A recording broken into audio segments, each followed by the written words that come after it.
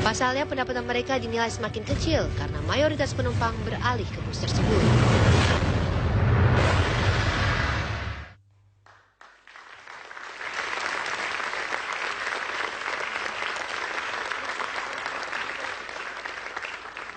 Selamat malam. Kemacetan merupakan salah satu masalah yang kronis di ibu kota. Dan karena itu dicarilah sejumlah jalan keluar. Baru-baru ini kita tahu diresmikannya pembangunan MRT. Begitu juga akan direvitalisasi kembali monorail yang sudah mangkrak sekian tahun. Dan yang pertama yang menjadi inisiatif awal dari pemerintah DKI Jakarta adalah dibuatnya jalur khusus sarana transportasi umum yang kita kenal sebagai busway. Dan karena mereka yang ada di Jakarta pada siang hari tidak hanya berasal dari ibu kota tapi berasal dari daerah-daerah penyangga di sekelilingnya, dibutuhkan pula sarana transportasi yang layak, mumpuni dan nyaman untuk kemudian membawa mereka ke daerah ibu kota ini untuk melaksanakan aktivitasnya.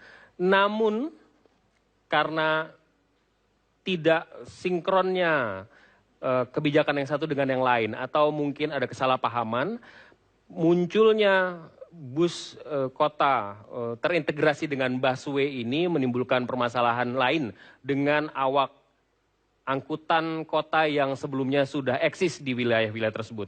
Inilah kemudian yang kita saksikan salah satu ekses yang disebabkan tidak sinkronnya hal ini seperti tayangan yang kita lihat di awal tadi. Saya mau ke Pak Hussein terlebih dahulu yang duduk. Ini merupakan perwakilan dari KWK yang bisa berdiri, Pak.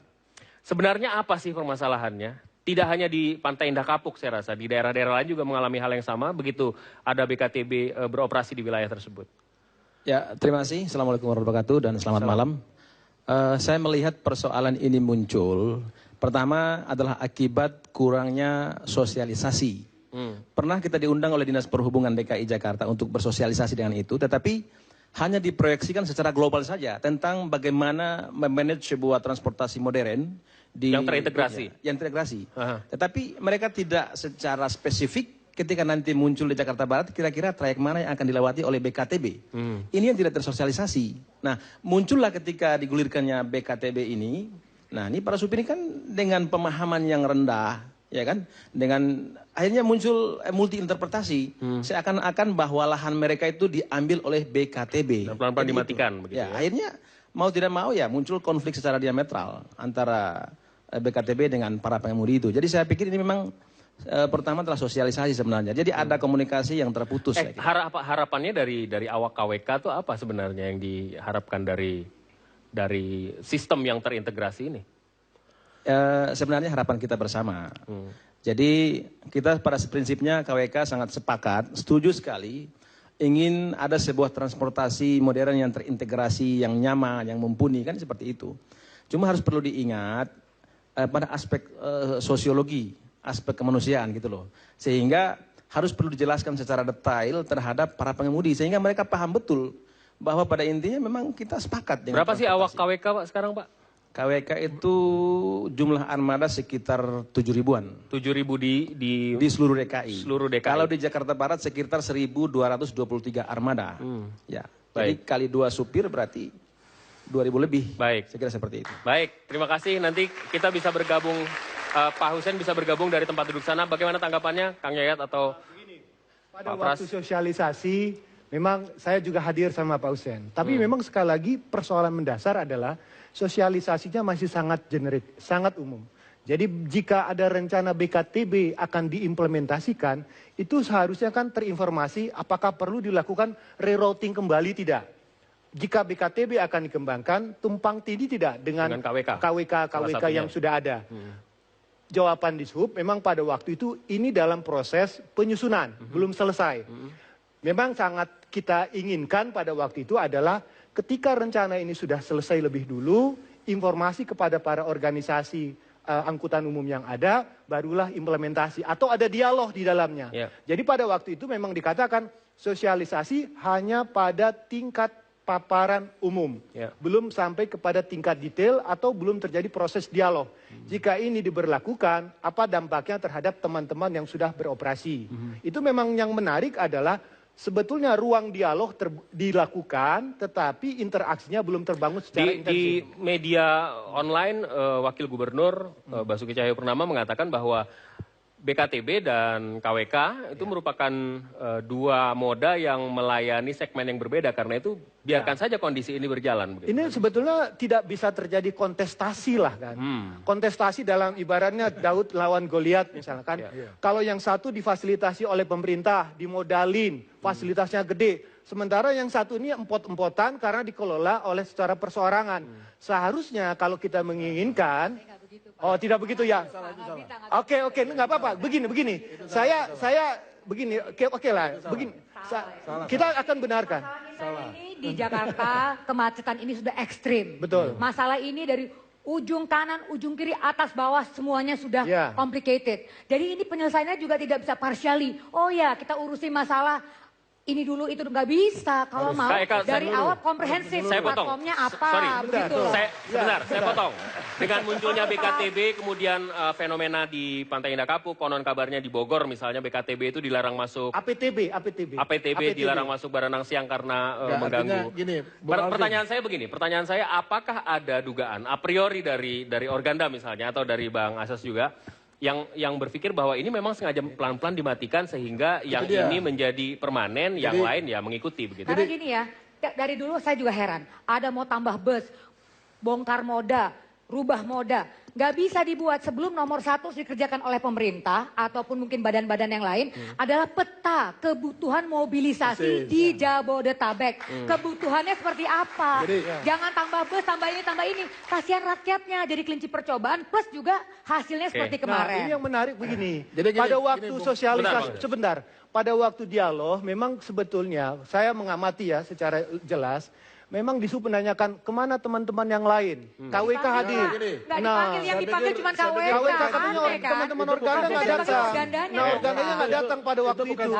Maksud saya itulah tadi saya mengatakan, saya tidak membela Disub, tapi saya melihat dalam forum itu, saya sendiri diminta untuk menjadi mediator, bukan mediator, untuk mencoba menjembatani persoalan itu. Tetapi aktor-aktornya tidak semuanya datang. Oke, silakan. Persoalannya begini, saya mau menyambung. Jadi persoalannya ini, dalam konteks memperbaiki transportasi Jakarta, Disub tidak punya peta. Ya, dia tidak tahu mau bagaimana. Salah satu yang paling nyata saja, ini kan menunjukkan persoalan KWK melawan BKTB ini adalah di mana perencanaan rerouting trayek yang tidak benar, yang amburadul. Maksudnya? Ya, sudah jelas itu ada KWK. Ya. Kalau memang mau melayani segmen yang lain, yang menengah atas, di sekitar situ, di depan Mall Mega Fluid, sudah ada Transjakarta. Ya. Nah, buat yang segmen kelas menengah ke atas tinggal jalan aja sebentar.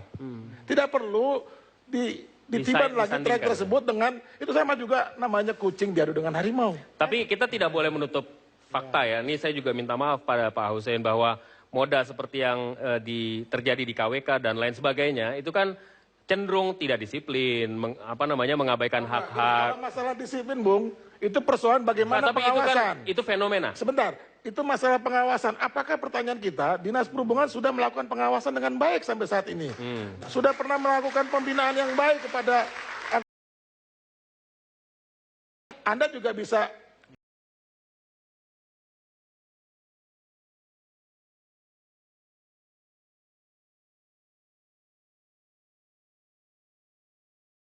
Sudah 5 tahun, jadi lucu. Biaya-biayanya tidak dikontrol, 10 tahun. Biayanya tidak dikontrol, tapi tarif mereka dikontrol. Gimana mau bagus? Saya aja ke kamar mandi di terminal aja bayar 3.000 gitu loh.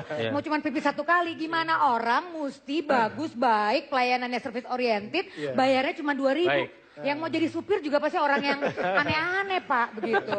Silakan, Pak. Mas Pras, silakan. Dari Komisi B pernah Saya pikir DPR itu tugas berat di sini. Ya, saya tugas berat. Harus saya membantu baru 5 menyelesaikan. bulan saya dilantik sebagai anggota dewan. Permasalahan di sub ini, Pak, permasalahannya sangat complicated. Karena komunikasi antara KWK mungkin Organda ini kayak terputus. Ya, setuju. Kenapa? Organda, Pak. Organda dengan KWK lah ya, mohon maaf. Kalau saya salah diralat. Tujuannya kita, Pak, di Komisi B, saya bicara setiap kami rapat kerja dengan Disub, itu ketua kadisnya itu nggak pernah ada. Dan saya sempat mengatakan kepada Pak Pristono pada saat itu, kalau nggak ada kepala dinasnya saya nggak mau rapat. Kepentingan saya kepala dinas, karena apa? Permasalahan Jakarta yang sekarang ini sudah menjadi Jakarta baru yang namanya Pak Jokowi dan Ahok, ini mau membuat satu transportasi massal yang baik. Pertama mungkin Pak Jokowi nggak ngerti nih, ada 2 bus, tukar 1 bus, tapi setelah itu diralat oleh beliau. Tujuannya sebetulnya baik, tapi karena peraturan-peraturan itu nggak boleh, dia mundur. Nah sebetulnya pada saat itu Pak Pristono harus menangkap ini, sinyalemen Pak Gubernur ini, ditangkap, panggil. Ada memang katanya Pak Yayat waktu itu pernah ada satu pertemuan, mungkin Pak Usep ya Pak ya, yang datang. Nah, kami juga udah nggak datang, ini antara...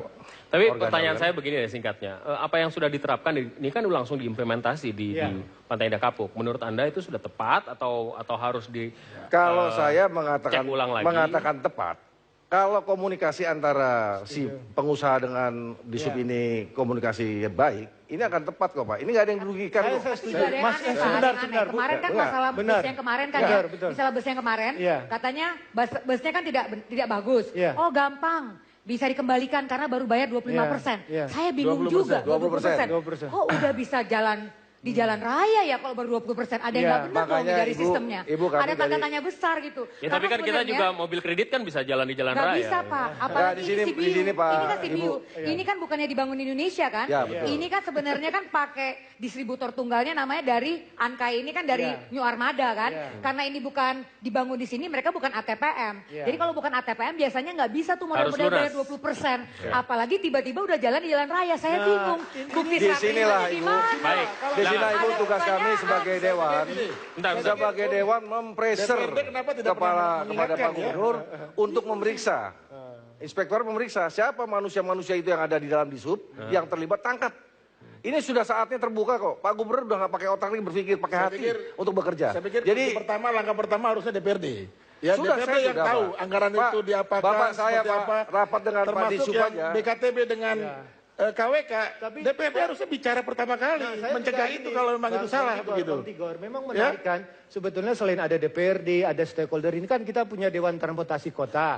Kan bisa ada konflik seperti salah satu tugasnya yang dikatakan. Sudah rekomendasi Pak Yayat, memang supaya itu tidak dilakukan. Nah, menjadi pertanyaan menarik Kita break dulu, kami akan kembali sesaat lagi. Tetaplah bersama kami di Debat.